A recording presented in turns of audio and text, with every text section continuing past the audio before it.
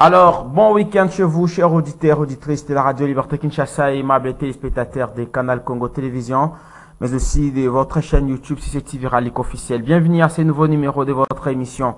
Une émission qui ne cesse de décortiquer avec vous les différents sujets liés à l'actualité politique de l'ère en République démocratique du Congo, principalement l'actualité judiciaire ou de la justice de façon globale. Nous allons parler, vous le savez, que cette semaine a été dominée par des différentes perquisitions opérées dans la résidence de Moïse, l'opposant Moïse Katumbi, et ici à Kinshasa, bien entendu, et dans le Haut-Katanga, Lubumbashi, principalement, de Salomon Kalonda, vous le savez, arrêté depuis la semaine dernière, reproché d'atteinte à la sécurité de l'État, mais aussi d'incitation de militaires à commettre des infractions contraires à la loyauté. Nous allons devoir parler de cette question, de ces sujets dans cette émission. Vous le savez certainement, la loi portant répartition des sièges qui fait l'objet de débat a été également finalement adoptée à l'Assemblée nationale, la Chambre basse du Parlement, transmise à la Chambre haute au Sénat. Donc, ça sera peut-être promulgué avant la fin de cette session. Nous allons nous interroger. Est-ce une loi à problème pour des élections à venir? Nous allons devoir décortiquer ces sujets. Mesdames et messieurs, j'aurai plaisir de vous savoir nombreux à suivre ces programmes de Canal Congo Télévision, Radio Liberté Kinshasa et CCTV Ralik officiel. Pour en parler, sur ce plateau justement, qui fait office des studios de la Radio Liberté Kinshasa, nous avons l'honneur de recevoir pour vous Maître Douli Moutou. Il est analyste politique indépendant. Je préfère l'appeler secrétaire général honoraire de la jeunesse responsable. Il est là avec nous. Maître Douli, merci d'être venu. Merci pour l'invitation et puis je vous remercie. Merci à tous les téléspectateurs et les auditeurs qui ont la possibilité et la capacité de nous suivre à cet instant. Alors, comme vous le savez, nous aurons peut-être dans ce plateau un autre invité qui devra faire son entrée parce qu'il il nous a confirmé qu'il est déjà là en route pour nous rejoindre dans ces plateaux de CCTV. Nous allons peut-être l'avoir avant la fin de cette émission, bien quand nous avons débuté en retard, avec espoir de vous voir participer également à travers votre numéro affiché sur le bas de l'écran. Vous pouvez nous écrire vos SMS, vos différentes questions pour évoluer en bonne et due forme. Voilà. Alors, nous allons commencer par la question fétiche. La question fétiche qui tourne autour de la santé de la démocratie congolaise.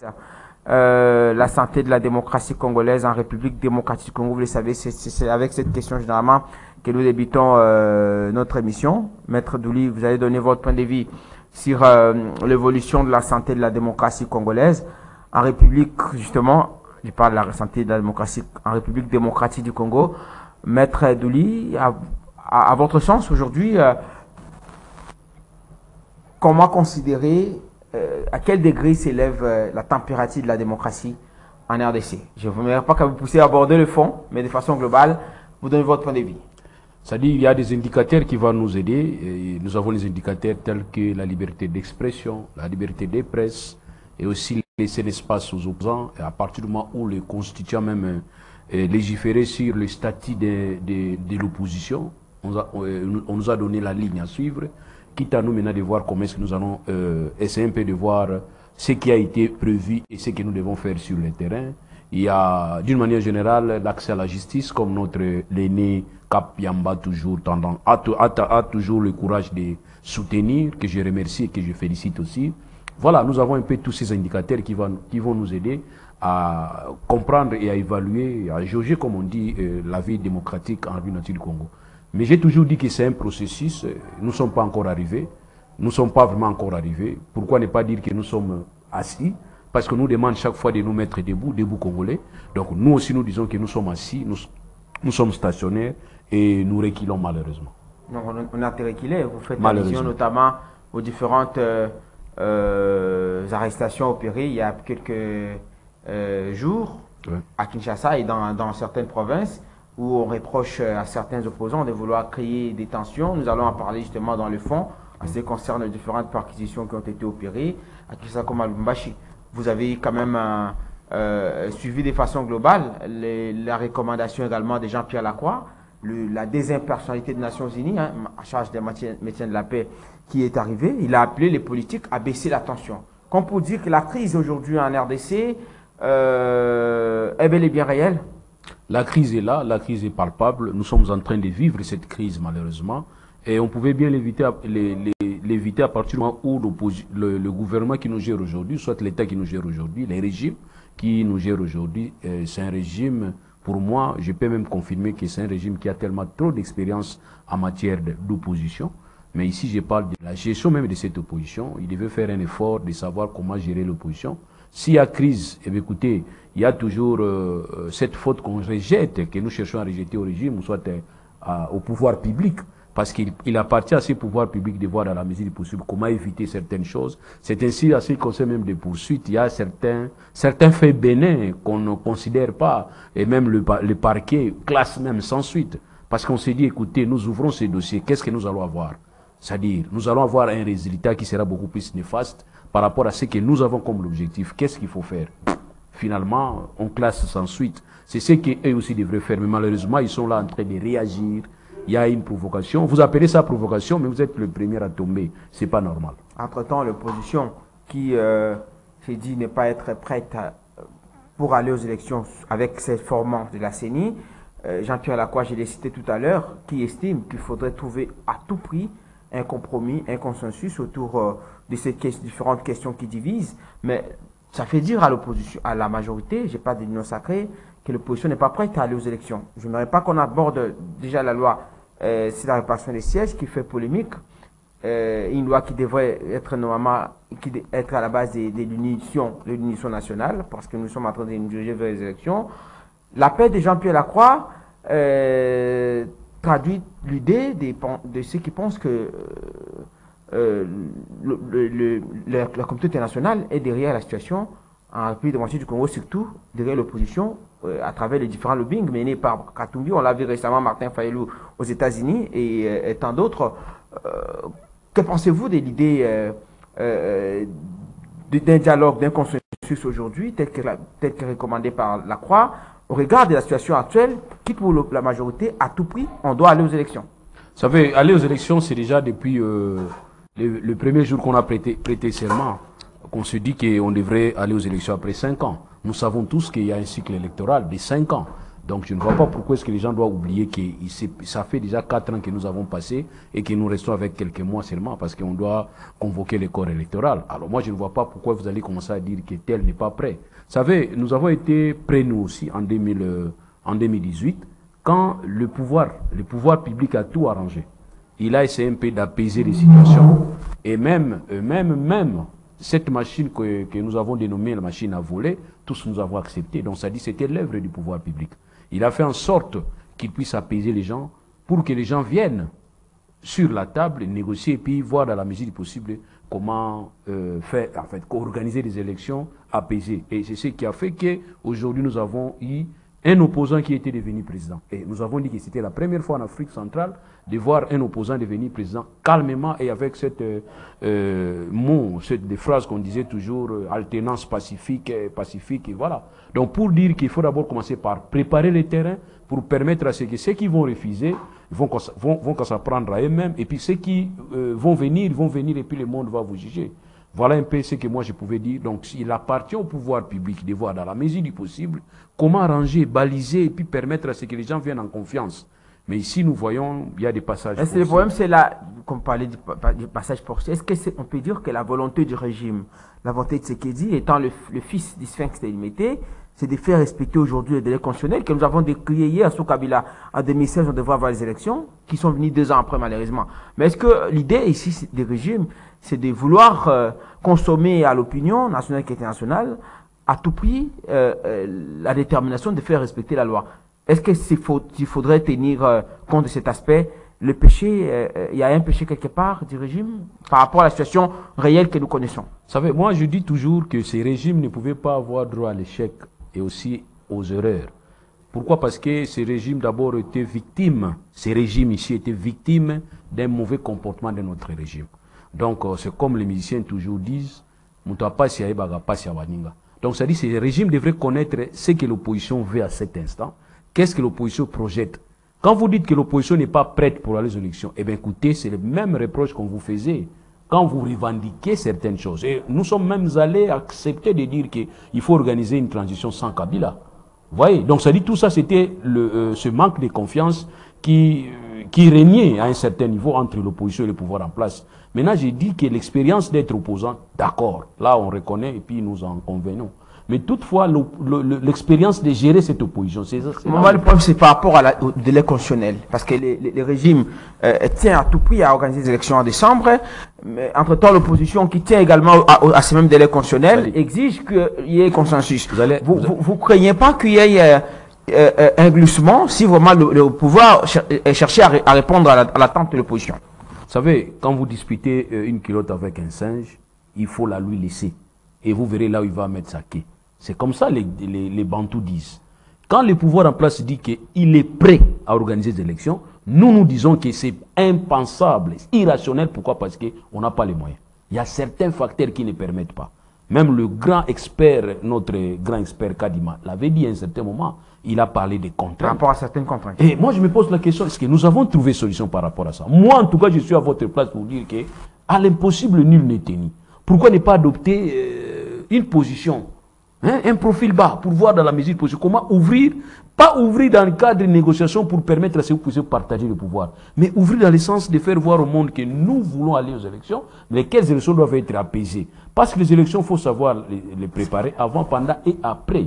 Mais quand vous dites que nous allons aux élections et que les autres ne veulent pas aller aux élections, eh bien écoutez, nous approchons. C'est comme si je t'ai dit que demain je te donnerai l'argent, mais je ne suis pas sûr que j'ai l'argent.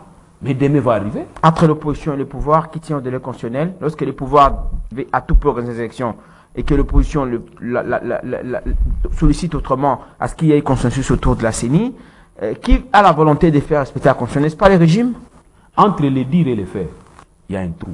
C'est ça le vrai problème. Vous savez, cette volonté de se mettre autour d'une table, c'est par rapport à une matière. La matière, c'est l'électoral. C'est les élections.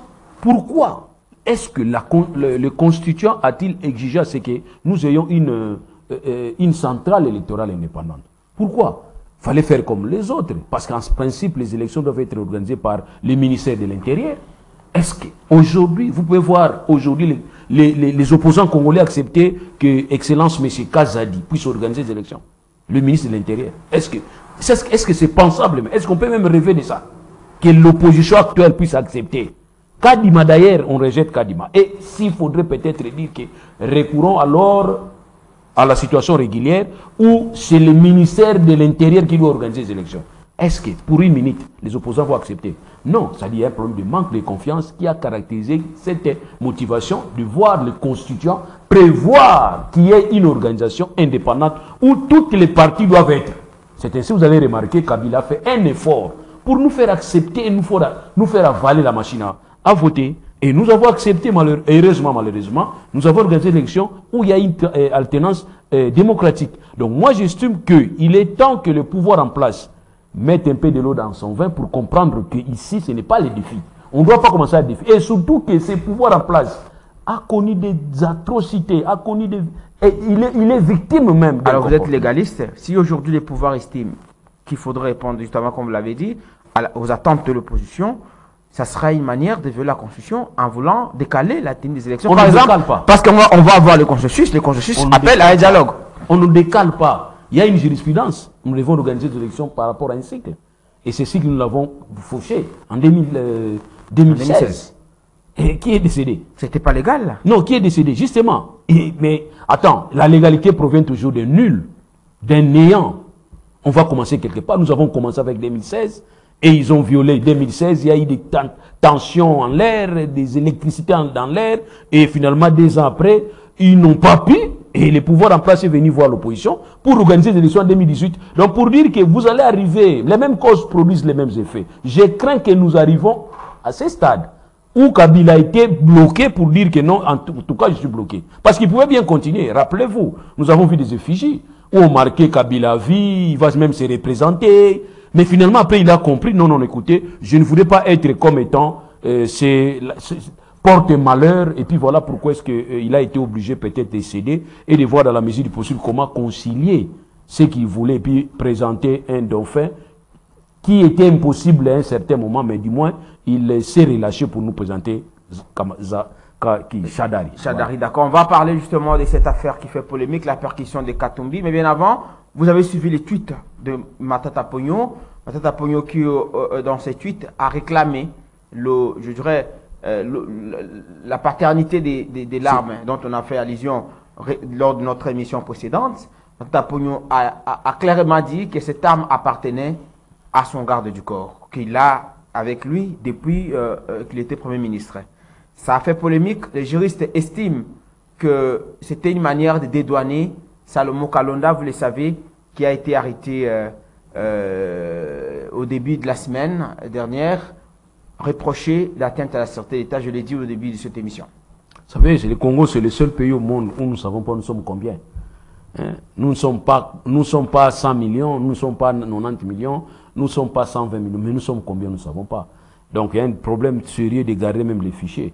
Vous comprenez que les fichiers, ils mettent en garde pas les fichiers d'armes.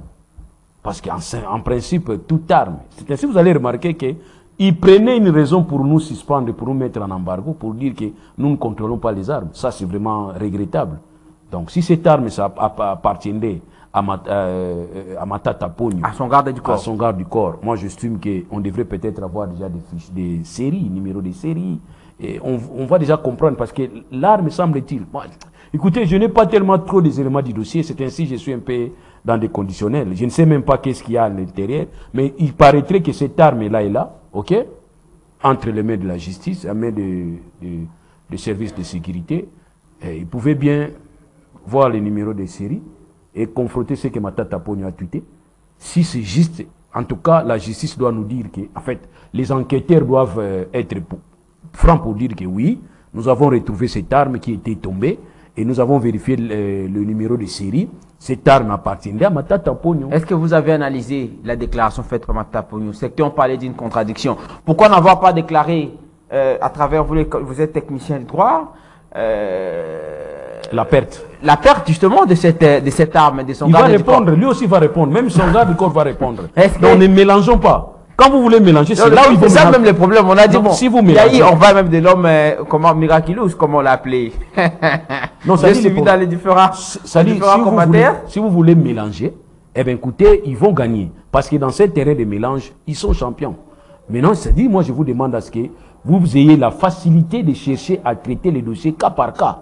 Donc, vous traitez les premiers cas. L'arme est là, le numéro de série est là, vérifiez. Si vous estimez que c'est un numéro de série attribué à Matata Ponyo avec son garde du corps c'est un policier ou soit c'est un militaire, lui aussi doit répondre. La perte d'une arme, mais on répond, il va répondre.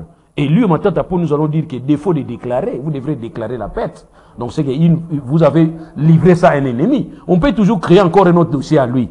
Mais le problème, c'est quoi à ce niveau? Si vous voulez créer un dossier contre Matata Ponyo maintenant, on va dire quoi? Il va devenir président demain. C'est si vous voulez chercher des problèmes. Non, mais non, le problème n'est pas à ce niveau, maître. Vous voulez chercher les pouces sur la tête vide. C'est ça le problème. On ne sait pas peut-être que c'est la raison pour laquelle la justice... Je suis ici, hein, je suis peut-être sous la surveillance de l'excellence VPM... Peter Kazadi. Non, pas VPM Bemba, qui dit que la justice élève une nation. C'est là où nous voulons maintenant voir cette justice travailler dans toute indépendance. Comme ça, on va commencer à faire des vraies enquêtes et obtenir les vrais résultats et avoir quand même les auteurs. Parce qu'aujourd'hui, nous ne voulons pas faire croire que dès lors qu'on est opposant, on devient immunité. On a l'immunité. On ne peut plus être arrêté parce que nous sommes opposants. Non. C'est ainsi nous disons que nous voulons que cette justice soit réellement une justice distributive pour permettre à ce que chacun réponde. Quand vous répondez avec des arguments et que le parquet aussi ait la facilité d'être un peu dégagé.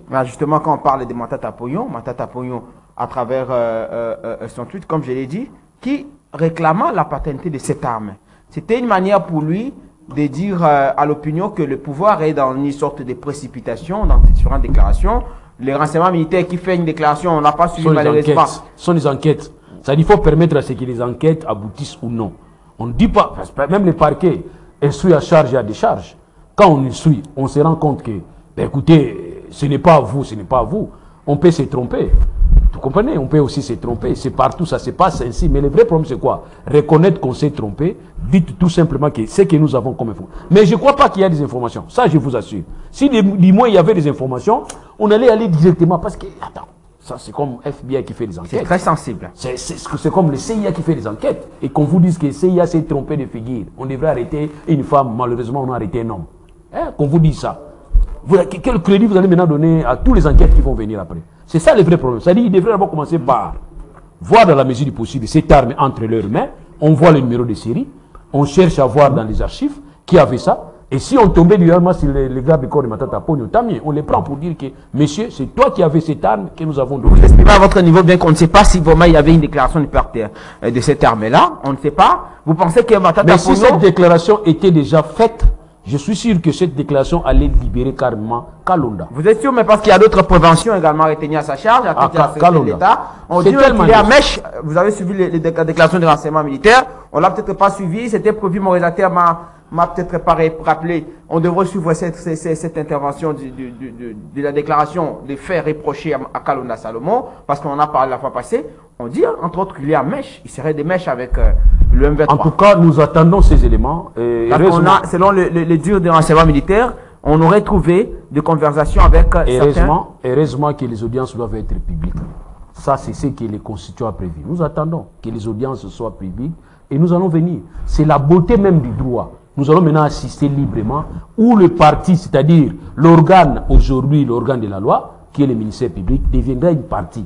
Comme ça, les accusés aussi auront leurs avocats. C'est la beauté. On va faire la contradiction. C'est ce que nous attendons. C'est un procès équitable. Mais ce qui est important de dire, c'est depuis le temps de Moussé Laurent Désiré Kabila. Cette infraction des mèches contre quoi, je ne sais pas. On dit l'intelligence. Mais c'est difficile à c'est-à-dire, il y a la présomption de culpabilité. C'est ainsi, moi, j'ai demandé à tous les frères qui me connaissent et sœurs, si tu habites au Rwanda, ne m'appelez pas. Eh bien oui, ne m'appelez pas parce que je risque d'avoir des problèmes inutiles. Donc c'est ainsi, nous disons que c'est une infraction difficile, même à ceux qui concernent le défendeur. Posez la question à tous les avocats qui ont déjà défendu cette infraction. Intelligence avec l'ennemi, fini, terminé, il faut préparer les clients. Dites aux clients qu'ils soient calmes. Oui, sois calme, il y a aussi des gens là-bas, il y a aussi des garçons, il y a même des femmes. Normalement, préparer les clients à être... calme, accepter ce qui va venir parce que il y a déjà une couleur. Donc, l'intelligence contre l'ennemi, c'est une infraction difficile. Pourquoi? Parce que, retenons que nous n'avons pas tellement déjà ce que nous appelons le matos. C'est-à-dire, c'est que la justice américaine, française, contribue, la science contribue. Vous passez ici, nous sommes je vois ici 5 personnes. Il y a une fille qui va déclarer que j'ai été violée. Ok? En France, aux États-Unis, c'est facile. On va récupérer la personne qui a violé à partir du moment où il y a eu contact, n'est-ce pas? Mais ici, on va nous arrêter les 6. Et vous posez la question à cette fille, qui t'a violé? Une seule personne. Bon, il va dire, écoutez, comme vous êtes 6, on vous prend d'abord pour la raison d'enquête. Et on vous humilie ainsi, on vous fout quelque part, en entendant que la fille se souvienne, c'était l'autre là, et pas les autres. Voyez un peu. Ça dit, dès lors que nous avons un problème déficitaire, à ce qui concerne la science, laissons certaines infractions pour que nous ne puissions pas ramener la honte.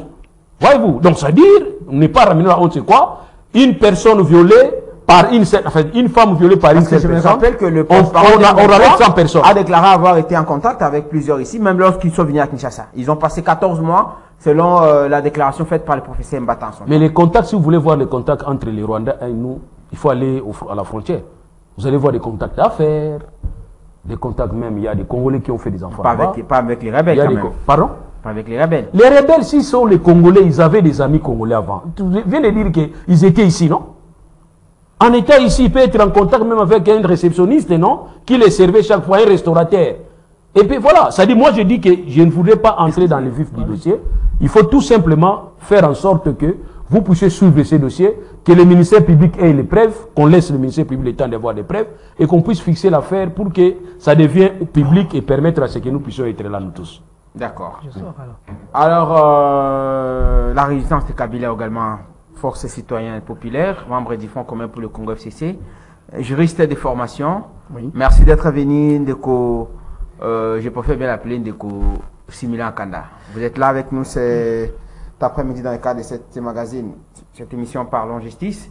La résidence de Joseph Kabila, je préfère commencer par là.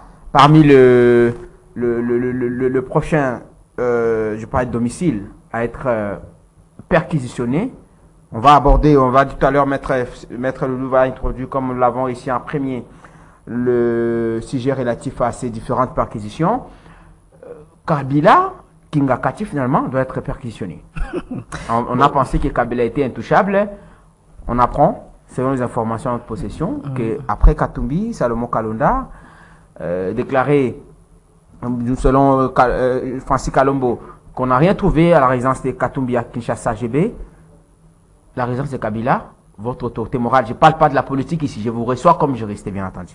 Non, bon, tout est politique avec ce régime. Il y a rien, on a une difficulté de faire la différence entre ce qui est politique et ce qui est juridique. Parce que tout simplement, tout s'entremêle depuis que le régime en place était en place. J'ai suivi Maître Loulou qui venait d'intervenir, mais quand on le suit réellement dans tout ce qu'il dit, il s'est contredit énormément. Il dit il n'aimerait pas voir des gens qu'il appelle de là, et puis par après il y a des contacts qui sont là, et puis par après les M23, je vais vous relancer à cet aspect. Il m'a de dire que les Congolais sont en contact d'une façon ou d'une autre avec les Rwandais. C'est pas pour dire que, un peu comme l'a déclaré Inosbi, qui fait l'objet des bon, je pense que les rapports entre citoyens ne peut pas faire l'objet, mais les rapports entre les décideurs, d'une certaine manière, peut poser des problèmes sérieux. Parce qu'on sait que les citoyens entre eux ont eu des relations, ont eu des voisinages, tout ça. Mais le vrai problème est que l'IDPS est en train de nous conduire dans une situation chaotique. Ils ne veulent pas pacifier la République. Ils veulent que la République puisse évoluer de façon comme une poudrière, qu'on soit toujours sous tension et qu'on soit toujours en train d'espérer une explosion à venir. Donc, avec cette crise électorale due à une mauvaise planification électorale, donc je ne comprends pas, parce que vous-même vous savez qu'aujourd'hui, je tiens à annoncer, nous avons pu identifier plusieurs citoyens congolais dont leur carte d'électeur s'efface de soi, plus d'une centaine, malgré tout que le FCC a dénoncé cela, plusieurs citoyens congolais. Le premier aire opérationnel d'enrôlement a connu un problème de qualité d'encre et de qualité de matériel, même au deuxième ça va se répéter, parce qu'après quelques mois, les cartes des lecteurs perdent leur éclat, les photos deviennent illisibles, les visages deviennent illisibles. Donc c'est un problème crucial que nous avons, qui sont des problèmes majeurs, on devait s'attaquer à ça. La fouille de la perquisition de la résidence de Joseph Kabila, qui est un chef de l'État honoraire, ne peut pas être fait de la manière dont on veut le faire, en faisant beaucoup de bruit. Tout en observant clairement et que dans le conflit Tekeyaka, il y a eu beaucoup de communication, il y a eu beaucoup d'actions, et plusieurs communautés, notamment la communauté Teke, reprochent aux représentants du chef de l'État, qui s'est fait appeler représentant du chef de l'État, M. Zombi, son implication dans le conflit, être quand même l'instigateur majeur dans ces conflits. Et tous ces gens-là, tous ces acteurs, ont établi des faux coutumiers qui font de la résidence de Joseph Kabila une résidence qui font du domaine pastoral, agricole de Joseph Kabila, Kingakati, un sujet à conflit, un sujet à polémique. Or, les terres ont été acquises, les terres de Kingakati, cette concession, Joseph Kabila l'avait acquis il y a très longtemps, puis lorsqu'il était encore commandant dans l'armée, et lorsqu'il est devenu chef de l'État, de temps en temps... Chef d'état-major général, vous voulez dire? De la force terrestre, pas général, de l'état terrestre. Donc il a acheté, il a acquis normalement. Et ceux qui se plaignent, c'est pas ceux qui l'ont vendu les terres, ce sont juste des gens comme ça qui se plaignent, et des gens qui n'ont pas ni qualité de se plaindre. Donc tout ça, ça indique clairement que on veut tout simplement, avec la perquisition la perquisition illégale qui s'est fait dans la résidence, au sein de la fondation Musée Laurent Désiré Kabila, tout cela indique quand même une volonté de pouvoir violer la propriété privée de la part des régimes. Pourquoi tout simplement? Dès lors qu'on arrête quelqu'un comme Salomon Kalonda, les bras droits de Moïse Katumbi, il va décevoir, voudrais-je dire que le régime s'interroge tout de même sur l'implication de ces derniers, qui peut être considéré en soi comme le suspect numéro 1. Aujourd'hui, vous savez que les M23, après avoir été pourchassés, qui ont fui la République démocratique, qui ont quitté après une contre-offensive majeure, ils ont fui, ils ont été en Ouganda. Et on n'a pas compris pourquoi les régimes avaient invité les M23 à Kinshasa, malgré tout que certains des l'IDPS refusent à reconnaître. Mais maintenant, et ils ont pu les inviter ici. Pourquoi? Parce que plusieurs mois après cette invitation, les M23 s'est relancé. Les M23 n'étaient pas une menace. Les M23, quand Félix est devenu président de la République, n'était pas une menace. Et les M23 étaient pratiquement déchus, étaient défaits. Et cette défection, le fait que les M23 étaient déstabilisés militairement, avait conduit à la pacification du Kivu. J'avais été à Rutshuru, j'avais été dans toutes les parties là, j'avais vu, il y avait la paix qui régnait. Mais maintenant, tout ce qui a repris ici, il faut se poser la question, qui a des réelles relations avec les M23? Si ce n'est pas les régimes. Si ce n'est pas les régimes, c'est qui? Parce que ils sont en contact avec les M23. Et il est difficile de croire qu'avec les téléphones qui reviennent trop moins cher aujourd'hui, que Salomo Kalonda, il communique, il doit avoir tout dans son téléphone. Donc je ne pense pas que... Non, et puis lorsqu'on t'arrête, on prend dans... Non, qui ne peut pas s'entendre? Lorsque tu es dans... Même des fois, quand tous les hommes au Congo, quand il a une copine, la peur de voir que madame puisse toucher au téléphone fait qu'il supprime tous les messages. Mais comment, dans une question de sécurité nationale, qui peut vous coûter la vie, vous allez tout garder dans votre téléphone? Nous attendons, ce sont des analyses. Ça n'a rien à voir avec la réalité. Non, la réalité est que les citoyens congolais ont le droit de contredire une décision, une procédure judiciaire qui d'analyser. Nous avons le droit d'analyser en tant que citoyen. C'est ça la liberté d'expression. Vous ne vous reprochez de rien, ou vous, je parle de Kabila. Kabila n'a pas peur. Est-ce que comment après ces déclarations au sein du FCC, il n'y a pas d'agitations pour l'instant? Non, il peut jamais y avoir des agitations parce que le statut d'ancien chef de l'État, c'est un statut qui est inviolable et la propriété privée est aussi inviolable. On a perquisitionné la résidence. Donald Trump, ce n'est pas le même cas. Ce n'est pas le même cas. Ce n'est pas le même cas. L'implication de Donald Trump, il faut me dire maintenant sur base de quoi on veut perquisitionner un domaine privé. Et on l'annonce d'abord dans la presse comme ça. Et ça circule comme ça. C'est pour dire que l'objectif est quoi? De déstabiliser l'intention, la surveillance nationale des citoyens congolais, ou bien de sensibiliser les citoyens à une cause juste. Ou bien c'est une action juste, mais c'est une distraction, qu'on veut une distraction de plus pour nous distraire en fait. C'est ça le danger. D'accord. Maître Loulou, la percussion prochaine de Kinga Kati, on l'a tout suivi. Après Salomo Kalonda, Moïse Katumbi, la maman même de Salomo Kalonda, j'ai visité hier par Moïse Katumbi de 85 ans également. Sa résidence a été perquisitionnée. Nous sommes à Lubumbashi.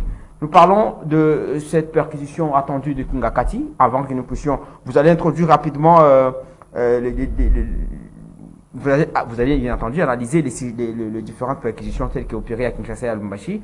Autant que Simila Kanda également devra apporter ses analyses. D'abord, votre point de vue sur la perquisition prochaine de Kinga Kati. Comme pour dire... Il faudrait la motivation, il faut savoir comment motiver. Nous restons légalistes et républicains. Nous disons tout simplement que tout citoyen peut répondre de ces actes s'il y a du moins des indices que le parquet fasse le travail. Et nous voulons avoir cette justice indépendante. Dès lors que cette justice sera réellement indépendante pour tous, c'est-à-dire qu'il n'y ait pas de petits, qu'il n'y ait pas de grands, qu'il n'y ait pas de plus forts, de faibles, et qu'il n'y ait pas de l'opposition et du pouvoir, mais en tout cas qu'il y ait seulement des citoyens qui ont des droits et des devoirs, je crois peut-être que nous allons faire confiance à cette justice. Donc, faisons cette confiance comme étant notre souci.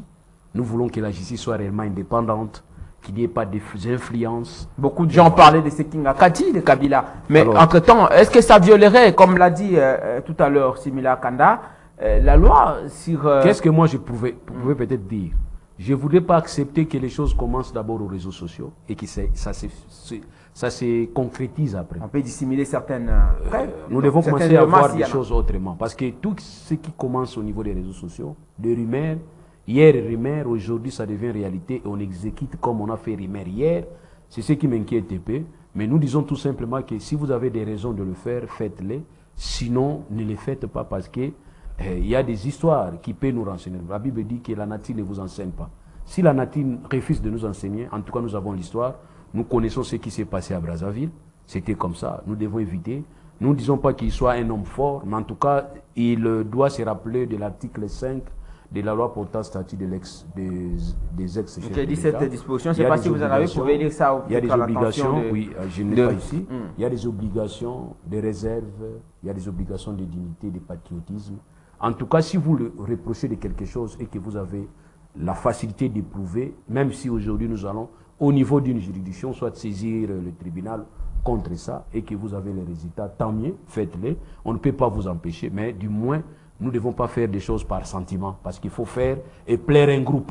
Ça, en tout cas, je vous déconseille. Mais entre-temps, Kabila, on a parlé de Kingakachi, on a parlé de ces avantages que jouit cet ancien chef de l'État, le tout premier d'ailleurs qu'on a vu, hein, je pense. Ouais.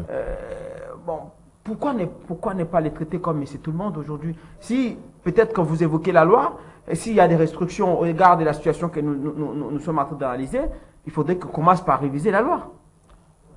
D'abord, nous avons dit qu'il y a un travail à faire, parce que même la loi portant protection des chefs de l'État, nous avons dit que c'était tellement trop. Pourquoi? Parce que quand on institue une juridiction pénale d'un chef de l'État, on ne doit pas commencer à les mettre sous l'impunité. On doit l'exposer. C'est comme nos amis burundais qui disent que le président est responsable avant, pendant et après. Donc moi, j'estime que cette responsabilité pénale nous revient à tous. Vous comprenez? Donc nul ne peut être accepté pour dire que celui-là est spécial, expert. Même nos avantages, même les privilèges, c'est par rapport peut-être à une réalité. Mais moi, j'estime qu'il est important d'être prudent. Ce n'est pas le moment d'ouvrir les cases des lions. Ce n'est pas le moment de brûler les forêts. Donc, nous avons déjà tellement trop de problèmes. Il ne faut pas rajouter. Alors, la résidence de l'opposant Moïse Katumbi à Kinshasa, celle de son conseiller Salomon Kalonda, je l'ai dit, à Lubumbashi ont été perquisitionnés, j'ai dit. On parle même de la résidence de la maman de Salomon Kalonda. Tout le monde devient suspect aujourd'hui. Vous introduisez, Simila Kanda va commenter. Vous savez, le problème c'est que si quelqu'un est inculpé, soit soupçonné de quelque chose, la mesure d'enquête, ce sont des mesures d'enquête. Mais le vrai problème, ça doit être motivé. Moi, je me limite là-bas. Si c'est motivé, tant mieux. Mais si c'est pour un autre objectif, je suis désolé. Mais si c'est dans le cadre d'une certaine motivation, qui devrait avoir des mesures pouvant permettre à ce qu'on puisse tomber sur des preuves, en tout cas, la loi prévoit que le parquet donne un mandat de permission aux OPJ de le faire calmement. En présence de la personne suspectée? Oui, il doit être là. Mais Katumbi, dans les cas sous examen, n'était pas présent. Il y a peut-être un de ses maîtres, quelqu'un qui va répondre de lui. Il faut qu'il soit là, mais du moins, il y a des... Kalombo aussi a déclaré avoir été présent, son porte-parole. Il a dit tout s'est passé dans les normes. Tant mieux. Voilà ce que nous voulons. C'est-à-dire nous voulons qu'on puisse vraiment vivre cet état de droit, non par des simples discours, mais par la vraie réalité. Et ça va nous recréer entre nous la confiance. C'est climat de confiance. Ouais. Simila Kanda, avant que nous puissions finir cette émission. Bon, ce qu'il faudra dire est que pour avoir une justice véritablement indépendante, c'est ça la question, il faut que la population puisse avoir aussi confiance envers les animateurs de toutes ces institutions, notamment ceux qui dirigent la République. Parce qu'on connaît, tout citoyen connaît, que l'influence de ces régimes face à la justice au Congo, elle n'est pas indépendante, elle est tellement impartiale, elle est tellement compromise et elle nous donne jusqu'à présent, elle est, donc de là où nous étions, c'est en fait une régression que nous connaissons. Et la justice aujourd'hui ne fait plus confiance, les citoyens congolais ne font pas confiance en cette justice parce que cette justice ne nous rassure pas de son indépendance. Tout simplement parce que pourquoi? Si vous voyez le procès 100 jours, un procès totalement bâclé sur le plan investigation et sur le plan traitement et conclusion. Je rappelle en passant que le ministre, ex-ministre de la Santé, Eteni Longondo, peut-être qu'on va en parler la fois prochaine, a été acquitté. Bon, l'acquittement de l'Eteni Longondo démontre aussi une politisation de cette justice. Parce que Eteni Longondo, étant ministre de la Santé, il y avait eu beaucoup de, comment on appelle ça, beaucoup de partenaires, partenaires du ministère de la Santé. Covid, oui. Sous Covid, qui donnaient l'argent, qui se sont plaints de la gestion auprès du chef de l'État. C'est ce qui avait occasionné à un certain moment, le chef de l'État avait repris un peu la direction de tout ça. Tout ce qui concerne la riposte était fait au cabinet du chef de l'État. Après, à un moment donné, on a remis ça au secrétariat technique, tout ça, parce que tout simplement, tous les ministres, les partenaires avaient considéré qu'Étienne Longondo était en fait, ne gérait pas bien le fonds. Vous imaginez, dans tous les rapports qu'ils avaient donnés, comment peut-on justifier le fait que ça avait circulé dans les réseaux sociaux, qu'un comprimé aux malades, qu'on donnait un comprimé divisé par deux, un le matin, des chloroquines, qu'on se retrouve avec des frais de 12 000 $ par malade. 12 000 $ par malade pour 12 000 $ par malade. C'était ça qui était publié, c'est connu de tout le monde. 12 000 $ par malade. Et qu'aujourd'hui, par rapport à tous ces éléments, que la justice puisse nous dire qu'il n'y a pas eu et que Etienne Longondo c'est blanc. Il est blanc, bonnet, blanc. Donc pour dire tout simplement quoi, le problème actuellement c'est la politisation de l'IDPS qui politise tellement la justice et qui déstabilise la justice qui avait des mots, bien sûr. Est-ce pas un droit pour tout citoyen de ses pouvoirs en cassation parce que c'est au niveau de la cassation qu'il a été acquitté? Non, c'est pas son droit. Les problèmes maintenant, ce n'est pas, c'est la procédure. Camer aussi, on a fait la même chose. Et par après, au niveau de la cassation, tout a été annulé. Aussi, comment quelqu'un qu'on peut dire 20 ans de prison, coupable, et par après on vous dit il est innocent, il n'a rien commis de mal. C'est pour vous dire que l'IDPS traite la justice comme une justice partisane de son parti. C'est comme ça aussi. Est-ce que quelque part, les services de sécurité. Vous évoquez cette question tout à l'heure avant que vous puissiez accéder sur ce plateau de CTV. Nous l'avons évoqué avec Maître Douli. Ces problématiques des tweets de Matata Pogno qui confirment bien entendu qu'il y a une arme qui avait été retrouvée par les renseignements militaires. Matata Pogno qui confirme que son militaire a perdu l'arme et qu'il a donné avec précision le numéro de la dite arme. C'est pour dire que le renseignement n'a pas trompé. Il y a eu une arme qui avait été retrouvée et que lors de la manifestation, un des opposants a eu à perdre une arme, même par l'entremise de son garde du corps. Ça veut dire que le pouvoir ne dit pas tout en faux. Il y a des faits parfois. Non. Nous l'avons avancé. Ça dépend de la manière dont on aborde les faits. Ça dépend de la manière dont on aborde. Mais d'abord, il y a eu une arme. D'abord, l'arme qui est perdue, Matata Pogno déclare que c'est perdu le 25 lors du sitting. C'est ça en fait la déclaration. Et on a donné le numéro de tout ça. Alors il faut voir ensuite. Si ils n'avaient pas fait, si on n'a pas encore des éléments, s'ils n'avaient pas présent, s'ils avaient fait rapport, ils avaient déclaré la perte, si les policiers avaient déclaré la perte. Est-ce que ça vaut pas l'essence justement de ce que nous évoquons ici en termes des différentes perquisitions, Maître Lula l'a dit. Non, les différentes perquisitions n'ont pas de raison d'être. On retrouve une arme. On retrouve une arme dont l'origine est connue. L'arme, l'origine est connue. C'est l'arme appartenant au garde du corps de Matata. Une enquête pour voir les dates de la position. Est-ce que maintenant, c'est là où on doit nous dire, est-ce que maintenant les numéros, c'est à la justice, les deux numéros, est-ce que les numéros de l'arme de Matata et les numéros qu'on attribue à Salomo Kalonda, je pense que c'est correspondant. Lorsque ça correspond, c'est le même arme. Mais non, on va pas d'emblée affirmer comme une parole d'évangile. Il faudrait que la justice fasse son travail. Bon, on demande le travail, l'essence des différentes perquisitions. Non, l'essence, le service technique. Ça, on entremêle un peu les choses parce que c'est en fait plusieurs affaires. On ne peut pas, parce qu'on a retrouvé une arme que quelqu'un déclare avoir perdue. Non, après, bien entendu, l'arrestation est Salomo. Alors, lorsqu'on aurait une arme connue des services de sécurité, comment allez-vous commencer à perquisitionner toutes les maisons appartenant à des opposants? Quand on voit Kalonda égale Katumbi, nous disons clairement nous dénonçons Salomo égale Katumbi. On est déjà presque vers la fin. Salomo égale Katumbi. Salomo égale Katumbi, c'est en fait une manière, vous savez vous-même qu'à un moment donné, on a cherché tellement à nuire à Kabila. Kabila a dit, je m'étais, et il a laissé presque le FCC sous observation, et on a évolué dans une autre façon d'évoluer, et cela a fait que l'IDPS n'avait plus de moyens pour soutenir Kabila. Alors on a créé tous ces conflits TKA, tout ça, pour tout simplement chercher à impliquer. Ça a été créé, c'est fait à dessein? C'est fait créer. Il y a même des journalistes de la presse internationale qui ont dénoncé ça à travers plusieurs publications. Donc c'est pourquoi nous disons, si le régime a une volonté réelle de nuire à Joseph Kabila, qu'il sache que le peuple congolais n'acceptera pas ça. Parce qu'ils n'ont pas eu le pouvoir. Toujours avec Kabila. Le peuple est avec Kabila parce que le peuple est avec Kabila et le peuple reconnaît Kabila comme étant un patriote qui a servi valablement ce pays. Donc aujourd'hui, ils n'ont pas eu le pouvoir pour nous imposer une dictature tribale. Ils n'ont pas eu le pouvoir. S'il y a une perquisition à faire avec une non, on ne peut pas commencer à perquisitionner. Il y a eu une perquisition la nuit qui s'est fait tout en violation de la procédure au sein de la Fondation Musée Laurent Désiré Kabila, que même beaucoup ont condamné. Vous n'avez pas vu, ça s'est passé. La Fondation a déclaré, c'était une perquisition, parce qu'ils ont fouillé, ils ont ligoté, c'était des hommes en armes. Mais maintenant, vous voulez aussi faire la même chose. Qu'est-ce que vous êtes, au lieu de vous occuper des questions sociales qui touchent à la population, vous vous attaquez à des citoyens congolais qui n'ont rien fait de mal, mis à part vous observer. C'est pourquoi nous dénonçons, nous disons que cette dictature, le peuple doit être vigilant et nous n'accepterons pas cette volonté de vouloir nuire à la paix et à la sécurité de ces peuples-là. On ne laissera pas ça. Il n'est pas quand même un extraterrestre. Ce n'est pas un extraterrestre, mais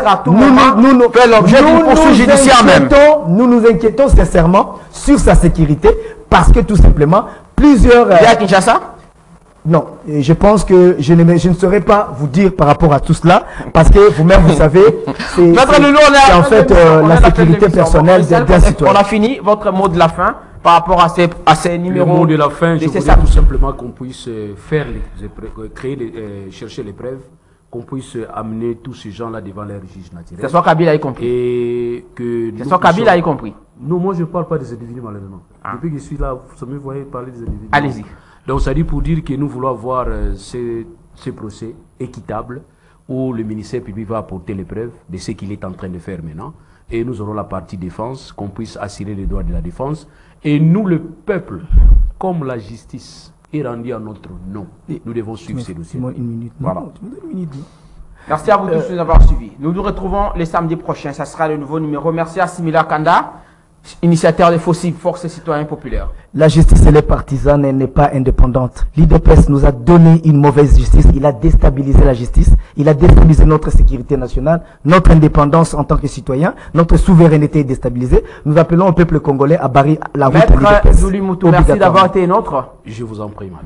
Merci à Moron Djambé, à toute l'équipe technique. Alain Kabongo, Christian Banjolo, Junior Kassanda la radio. Suivez ce programme en rediffusion. Ça sera demain à 10h15 sur CCTV, mais aussi si CCTV Ralik officiel, votre chaîne YouTube. À la radio Liberté Kinshasa, c'est votre chaîne 96.8 MHz. Ça se passera à 21h. Prenez bien soin de vous. Bon week-end chez vous. Merci à Olivier Nwango.